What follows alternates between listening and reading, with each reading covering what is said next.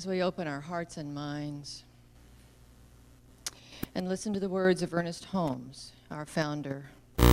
This is the attitude we should assume, that life holds nothing against us.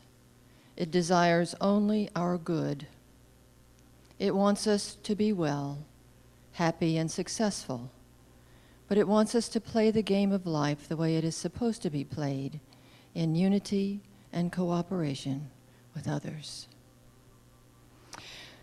So in this wonderful space, we give thanks for so many things,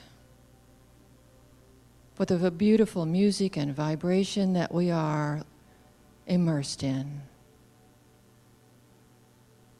for the awareness that Spirit is truly all there is, ever present, everywhere, and everything. And knowing that there is a power for good, and we can use it. And in this space, I speak my word in the first person for myself and for each of you that chooses it for your own. I open my mind to the infinite intelligence of Spirit, guiding and directing me in all areas of my life.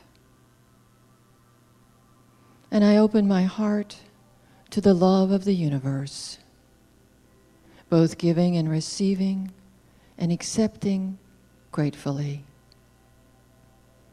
And I open my body to the healing power of Spirit, knowing that infinite intelligence is harmonizing and healing all that needs to be harmonized and healed for my greater good and expression. And I know that that is true not only for my physical self, but for all the circumstances in my life. So in that space of gratitude, we say thank you and simply wait for wonderful reports and delightful surprises. And so it is. Amen.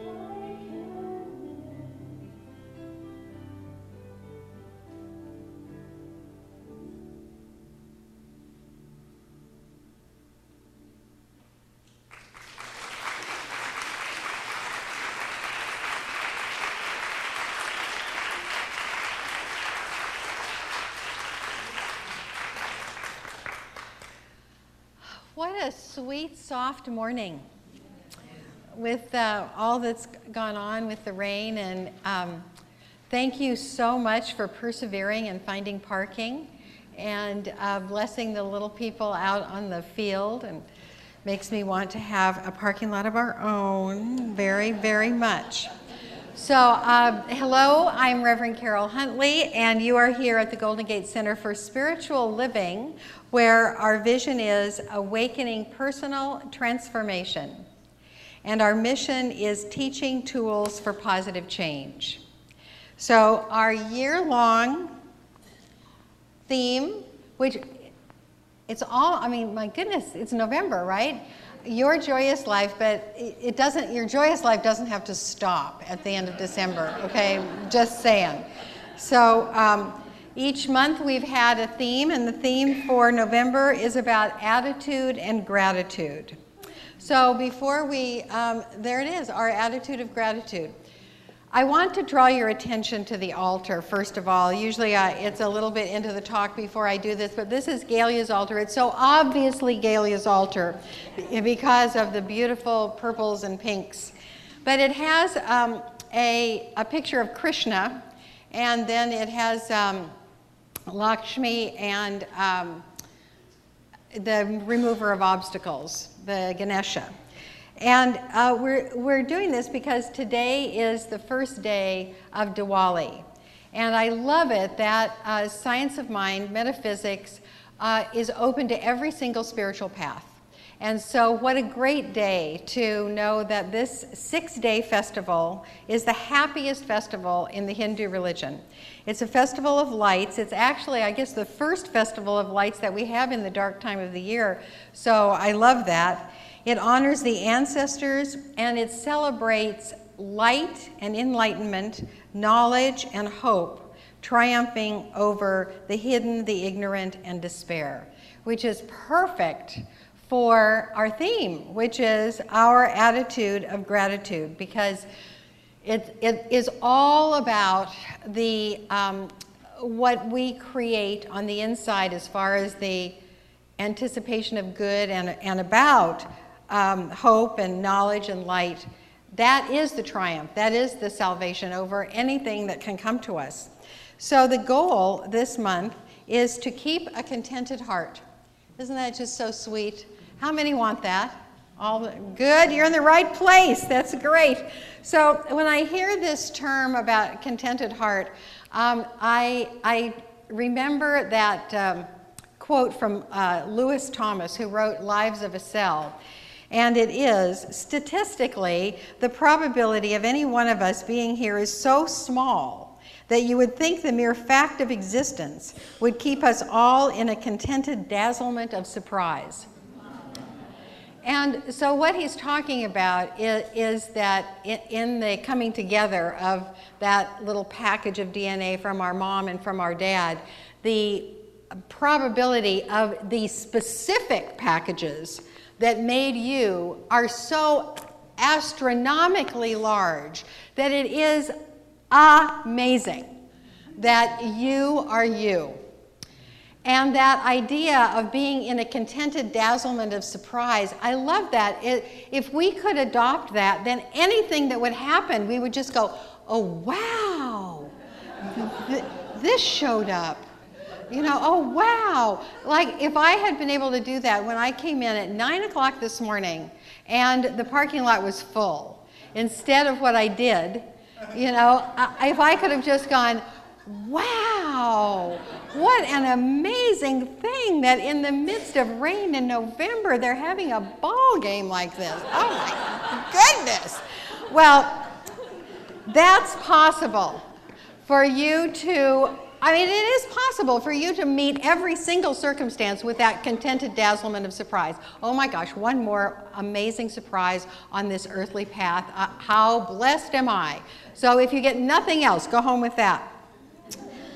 However, howsoever, we forget that we can choose the constant dazzlement of surprise. And instead, we do what I do. We mutter and everything. So the title is Let not your heart be troubled. And I love this extra quote that is on the side here. How big is this problem on a scale of 1 to God?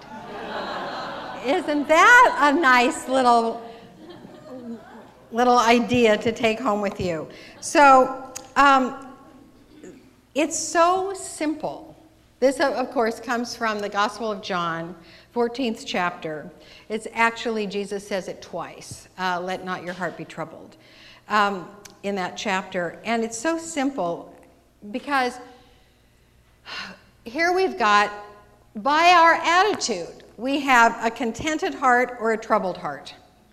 And we get to create what happens there. And on that continuum where we are habitually, because we all have like a comfortable place of so much misery and so much joy, right? We have a comfortable place.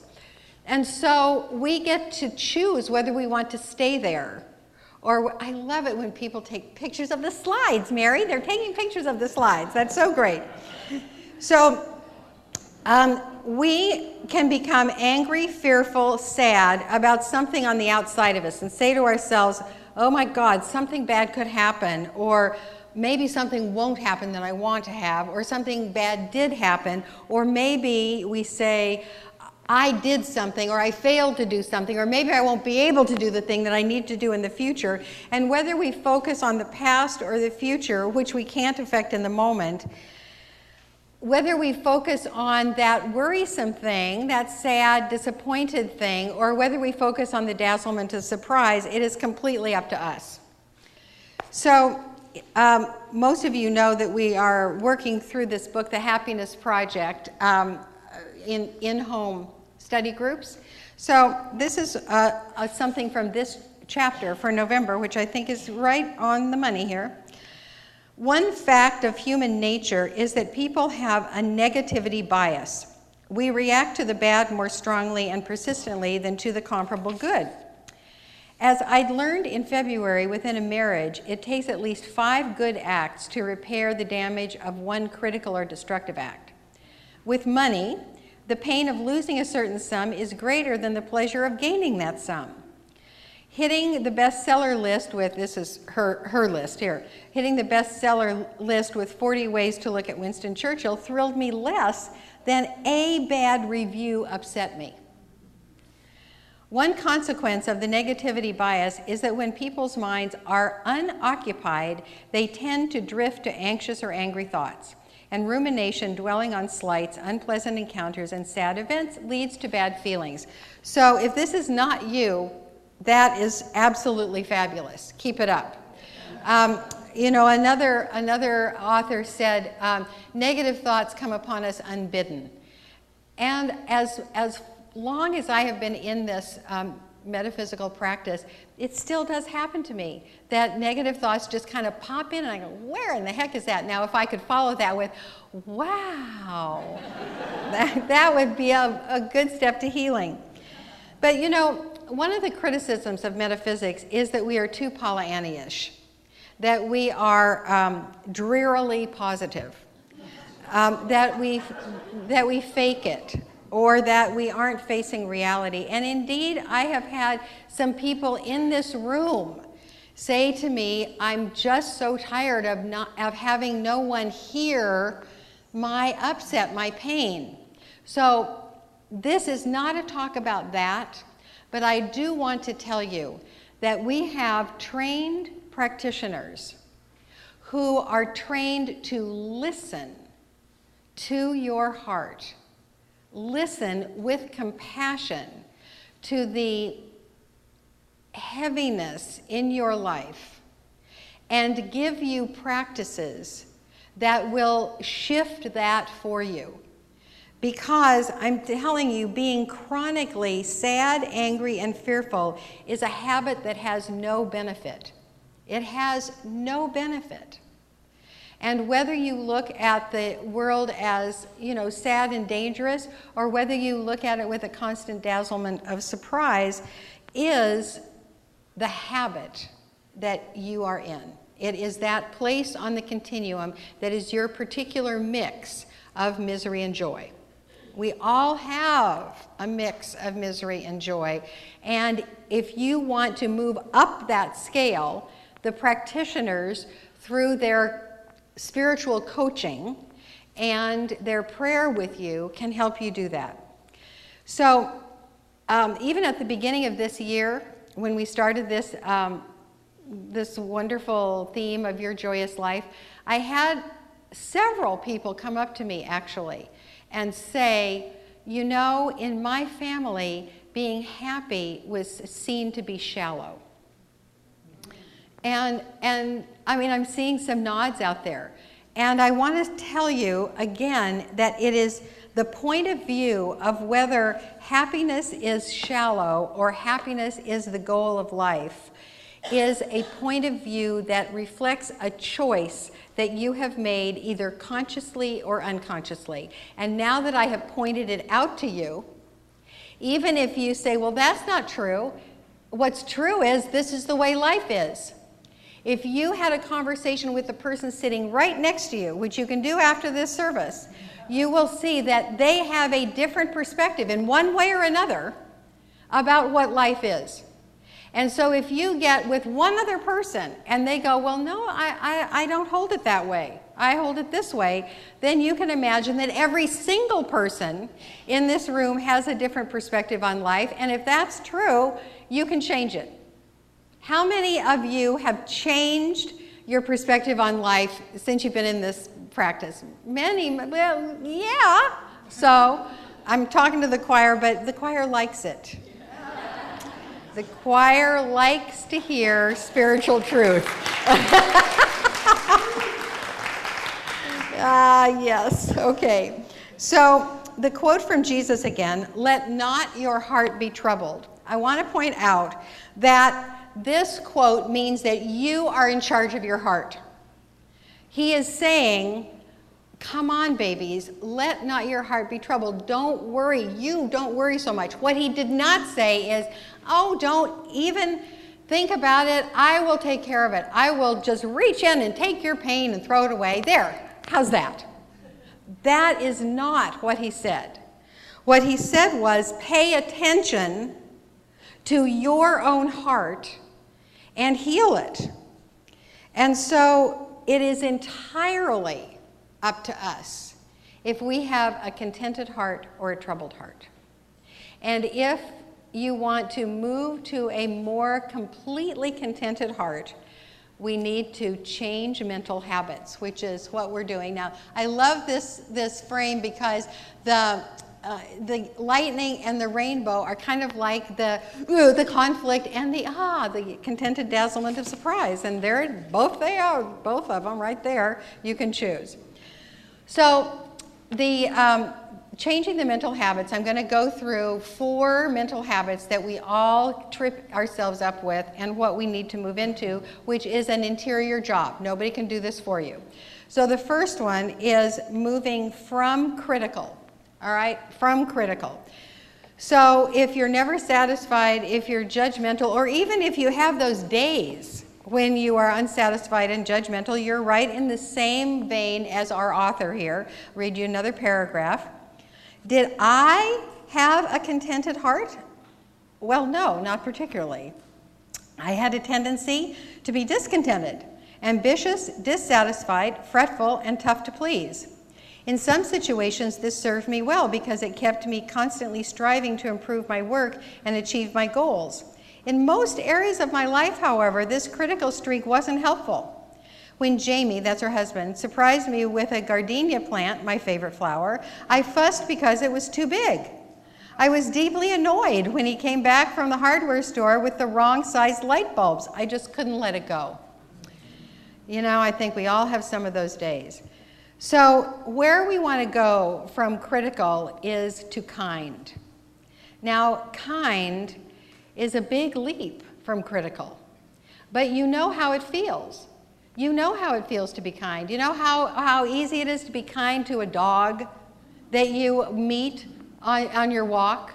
How many of us go, oh, you know, and say hello to the dog and be kind? Now, I'm not saying that you need to go up to everybody and scratch behind their ears. But That receptivity, that slow reaction of just opening our hearts to whatever is offered to us, opening our hearts to whatever is offered to us, and see how your heart can soften. You know what it feels like to bring that defended wall up. You know that, ugh. And all you want to do is start softening your heart. And it can be so easy to move into kindness. Now, this is a little advanced technique if you want to move into kindness, and you trust a friend of yours. You say to your friend, I am wanting to move from my overly critical way of being into more kindness. If I don't catch those places, will you catch them for me? And maybe a little more coaching, like not doing it in public, but saying just, you you could have been a little kinder there. Just that much can start rewiring, because noticing is the first step of healing. Noticing what we have to heal. Okay, so moving from critical to kind, moving from worried to anticipating good. So I have a situation in my own family. My beloved son, which many of you know, he's 31, and he is an opera conductor. And he is a homeless opera conductor. He is a troubadour in the most sophisticated sense, traveling with his tuxedo in his car. And so what happens is like when I went up to Eugene last weekend, he was doing an opera in Eugene, and after the curtain call of the last performance, he ran from the building. I was waiting in the car. I took him to the airport, and he took an overnight flight to Memphis and started rehearsing an opera in Memphis. This is actually what he wants. But January and February, there are no operas that he's contracted for. And so he is moving between worry and happy anticipation. And you can get this. He has no work for those 2 months right now. But he didn't have work for March a week ago. So now he has work for March. And he's been raised in this. So he knows when he is going down that worry spiral, and he knows when I am coaching him not to be annoyed with me when I say something will turn up. He says, thank you, Mom. So it's constant work for many of us. And so I just want you to know that I asked him permission to say this, and he said, yes, go ahead, but I'm still a little worried about January and February.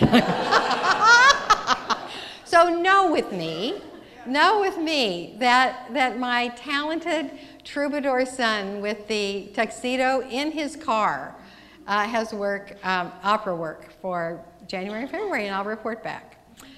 Okay, next, move from easily hurt. So let me talk about easily hurt for a moment.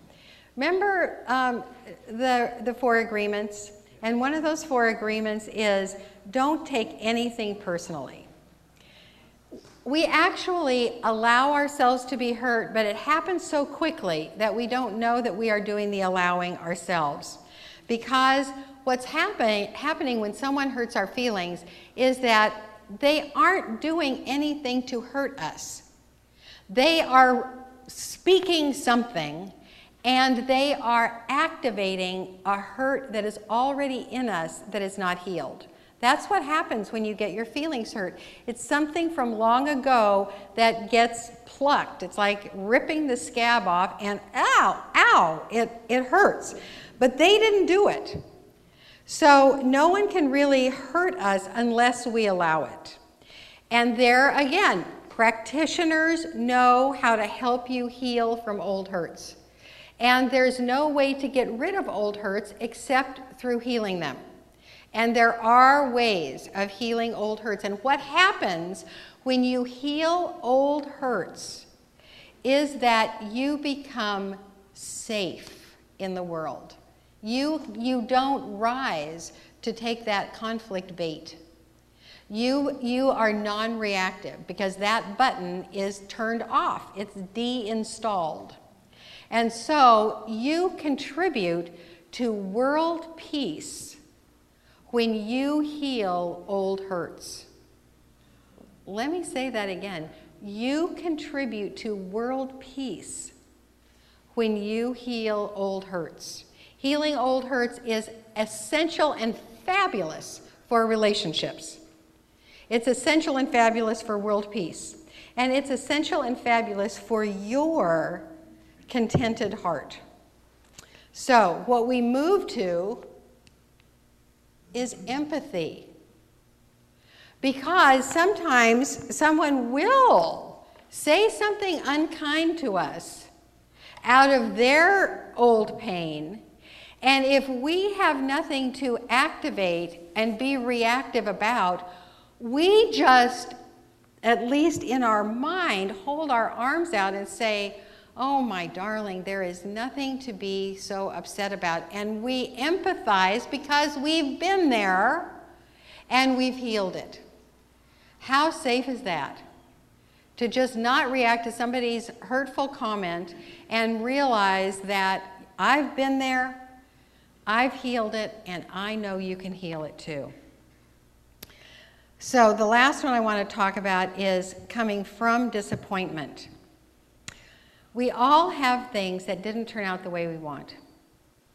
And when I say that, you know, actually Tom previewed what I'm going to say here about his balance between surrender and control, because there is the teaching in Science of Mind that says, well, we create our experience, right? Why should we ever be disappointed?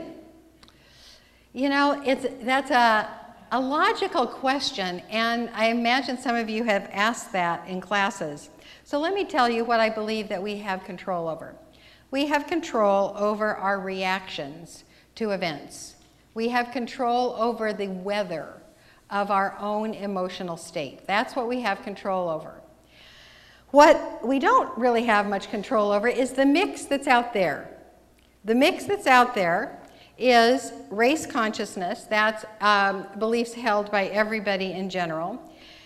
We don't have any control over others' expectations or activities. We don't really have any control over the world of form and things like we come to Earth to experience: time, gravity, seasons, and the fact that we're all going to die.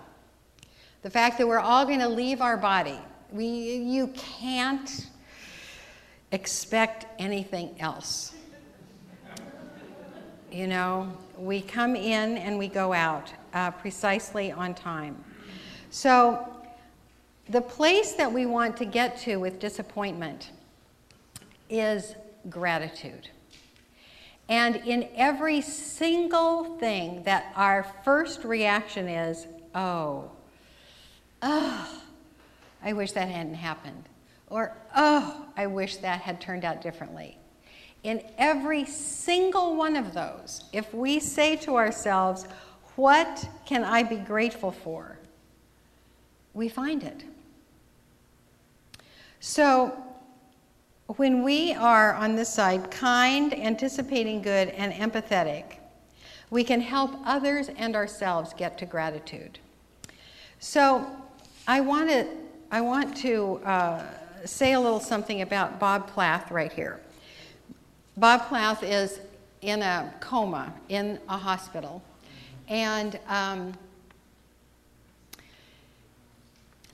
want to read to you a piece of an email that Reverend Brent sent out. Reverend Brent as the head of Heart to Heart, and he sent this out to some people who were visiting with Bob.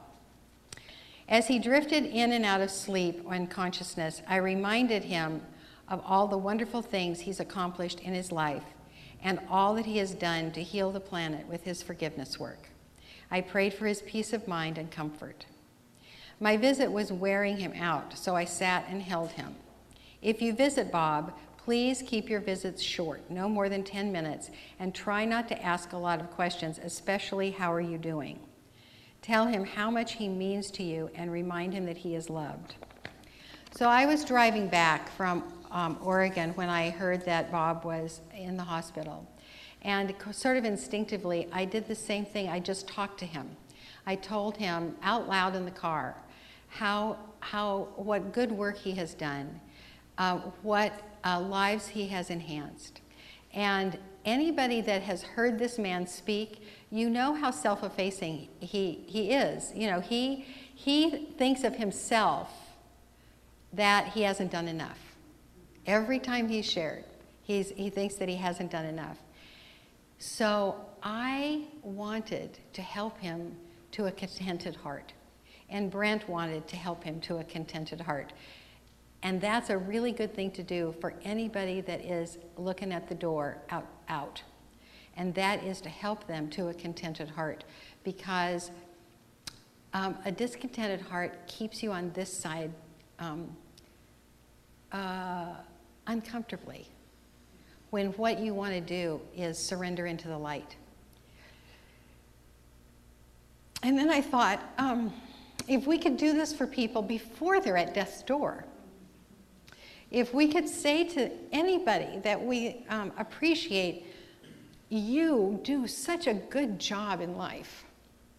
You do such a good job being you. You have helped so many people. I appreciate you so much. Can you feel how that would content your heart?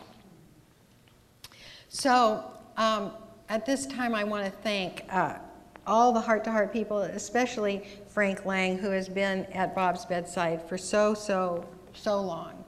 And tell you also, for those of you that don't know, that Joyce Kawasaki made her transition since I have spoken, 2 weeks ago today. And so our beloveds are coming in and going out all the time, and appreciating them and contenting their heart with the absolute truth is really what we want to do. So what this slide is about is mental habits. And mental habits are a really important aspect of our health, mind, body, and spirit. And the reason that they're important is because every good mental habit is based on a spiritual principle. So I'm going to go over these pretty quickly here because they're obvious. So, be kind, because there is only one of us out there.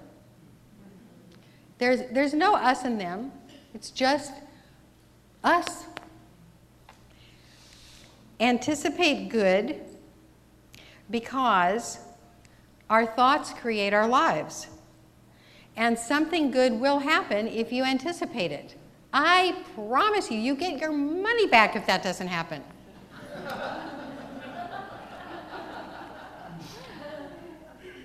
Empathize, because no one is against you. And the reason no one is against you is because it's just all us out here. There's only one. There's only one. I'm looking in your face, but it's really me, because we're all one in God. And finally, be grateful, because what we focus on increases. So one after another of life's problems can be solved with the two main teachings of science of mind. We are all one, and our thoughts are creative. You look down here, we are all one. Our thoughts create our lives. We're all one again, and our thoughts create our lives. And so you can go through any other upset you want to look at. You want to look at anger, conflict, fear, confusion. It all comes down to these two spiritual truths. There's nothing to worry about. We can be in a constant dazzlement of surprise, because we're all one with God, and our thought is creative. So to bring this home in the conclusion, this little lady is on, you don't know, if you know her, gosh, let me know, that there's this story on the internet that is associated, I think, with this woman. The 92-year-old, petite, well-poised, and proud lady who is fully dressed each morning by 8 o'clock with her hair fashionably coiffed and makeup perfectly applied, even though she is legally blind, moved to a nursing home today. Her husband of 70 years recently passed away, making the move necessary. After many hours of waiting patiently in the lobby of the nursing home, she smiled sweetly when told her room was ready. As she maneuvered her walker to the elevator, I provided a visual description of her tiny room, including the eyelet sheets that had been hung on her window. "I love it," she stated with the enthusiasm of an 8-year-old having just been presented with a new puppy. "Mrs. Jones, you haven't seen the room. Just wait." "Oh, that doesn't have anything to do with it," she replied. "Happiness is something you decide on ahead of time. Whether I like my room or not doesn't depend on how the furniture is arranged. It's how I arrange my mind. I already decided to love it. It's a decision I make every morning when I wake up. I have a choice. I can spend the day in bed recounting the difficulty I have with parts of my body that no longer work, or get out of bed and be thankful for the ones that do. Each day is a gift, and as long as my eyes open, I'll focus on the new day and all the happy memories I've stored away just for this time in my life." She went on to explain, old age, this is where it kind of gets like a preachy thing, but I like it. Old age is like a bank account. You withdraw from what you've put in. So my advice to you would be to deposit a lot of happiness in the bank account of memories. Thank you for your part in filling my memory bank. I'm still depositing. And with a smile, she said, "Remember the 5 simple rules to be happy. Free your heart from hatred. Free your mind from worries. Live simply, give more, expect less." The end.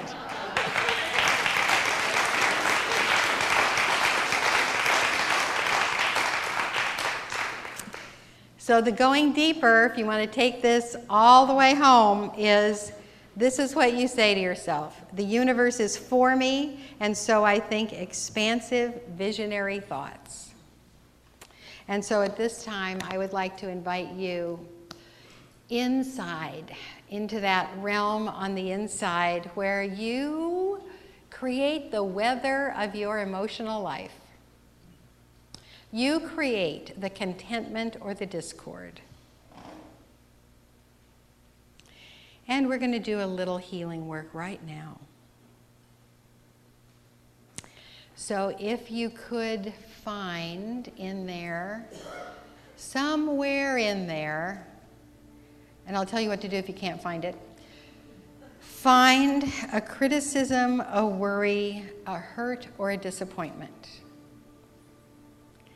And if you cannot find one in your own heart, then you get to do the work of the world. You send your consciousness to a place that is war-torn, where the people are hungry, where the people are afraid, and you do the work for them. And so whether you are finding a discontentment in your own life or working to heal the world, or both, for one moment, brief one moment, look squarely at this. Look squarely at the disappointment. Look squarely at the strife in the world. Look squarely at the circumstances that we would not choose for our loved ones or ourselves. And then simply set it just outside your awareness, just outside, because you're going to pick it up again. Now, with that empty place on the inside, bring to mind something that instantly fills you with gratitude. Someone, something that you love so much. Some circumstance or condition that you feel so blessed by. Some way of being that is so marvelous you could never have ordered that up yourself. It has to be a gift from God. And let your heart open. Let your heart soften. Let that warmth of gratitude fill that internal space so that it overflows. You can feel it kind of coming out your fingers. You can feel it coming out your eyes and out of your scalp. You can feel the gratitude pouring out. And as you notice, the gratitude has already enveloped that disappointment.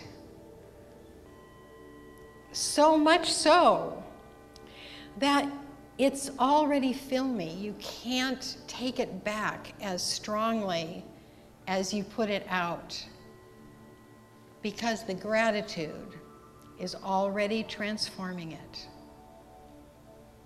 And not knowing how the healing will show up in your waking life, but knowing that it will.